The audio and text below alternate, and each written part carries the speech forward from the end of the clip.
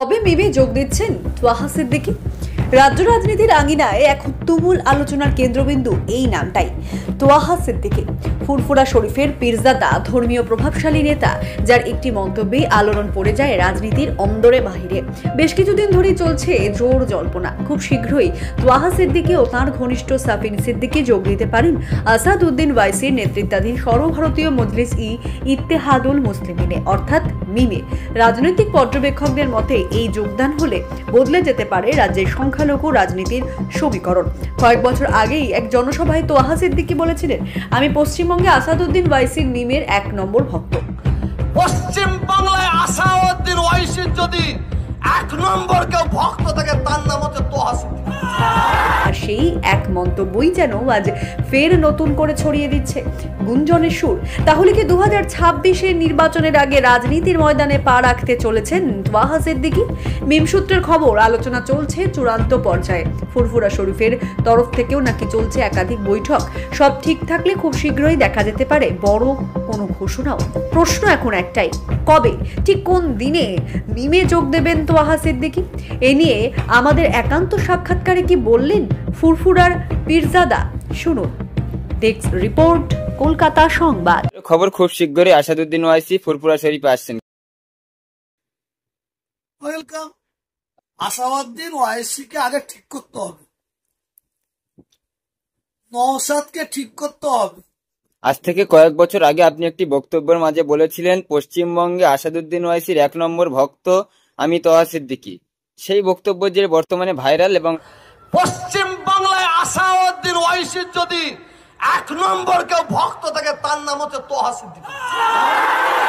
সূত্রের খবর, খুব শীঘ্রই নাকি আপনি মিম পার্টিতে যোগদান করতে চলেছেন, কি বলবেন? আমি যেদিন আমাকে পাগলা কুত্তা কামড়াবে সেই দিন দেখবেন মিম পার্টি, তৃণমূল, সিপিএম, কংগ্রেস, আইএসএফ যুক্ত। আপনি আমাকে যেদিন পাগলা কুত্তা কামড়াবে, আমি আপনাকে বলি শুনুন, আমি কোনো পার্টির দালাল নই, কোনো পার্টির আমি দালাল নয় যে কারো হয়ে গুলামতি করব। তবে হ্যাঁ, যারা বাংলার উন্নয়ন করবে, বাংলার সম্প্রীতি বজায় রাখবে, তাদের পাশে আমি থাকবো। আপনি মিম পার্টিতে যোগদান করছেন, কি বলবেন? আমি তো আপনাকে ফের বললাম, আমাকে পাগলা কুত্তা কামড়ালে আমি কোনো পার্টিতে যোগ দেব? আমার বাপের সম্মান আছে, আমার দাদুর সম্মান আছে, চাচাদের সম্মান, আমার বংশের সম্মান আছে, আমার ইজ্জতের দাম আছে। আমি এত নিজ নই। আমি কিসে কমই আছি, কোন জায়গায় কমই আছি বলুন? আমাকে পার্টি করতে হবে। তো অনেকে চেষ্টা করবে মানে ফুরফুরা শরীফটাকে বড় মার তরবারের মতন করবো, এইটা বেঁচে থাকে তো করতে দেবো না, এটা আমি চ্যালেঞ্জ করছি। সূত্রের খবর, খুব শীঘ্রই আসাদউদ্দিন ওয়াইসি ফুরফুরা শরীফে আসছেন, কি বলবেন? ওয়েলকাম। আপনাকে যদি ডাকা হয় আপনি কি যাবেন? কোথায় যাবো? আসাদউদ্দিন ওয়াইসির সঙ্গে দেখা করতে ব্যক্তিগতভাবে। আমি কেন যাব? আসাদউদ্দিন ওয়াইসিকে আগে ঠিক করতে হবে, নওশাদকে ঠিক করতে হবে। তোমরা সত্যিকারের প্রার্থীতে জিততে চাইছো না সব জায়গায় প্রার্থী দিয়ে বিজেপির তাদের পাশে থাকে? আজ থেকে বেশ এই সরকার ক্ষমতায় আছে। এই সরকারের সঙ্গে আমার কোনো দুশ্মনী নেই।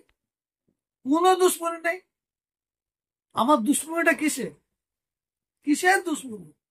এই সরকারের কিছু এমএলএ আছে, কিছু এমপি আছে, কিছু সভাধিপতি আছে, সভাপতি আছে, প্রধান আছে। এরা দিনের বেলায় তৃণমূল, রাত্রির বেলায় বিজেপি। এরা বিজেপি আরএসএস এক ঘরে বাস করে। সবাইকে বলবো না কিছু। ওই জন্য তো আমি মমতা ব্যানার্জির কাছে আমি দাবি রেখেছি 2026 যে ভোট হবে, ওই প্রার্থী চাই যে প্রার্থীর মন মানসিকতা হিন্দু থাকবে না, মুসলমান থাকবে না, যে প্রার্থীর মন মানসিকতা মানুষ থাকবে, সেই প্রার্থীকে আমরা চাই।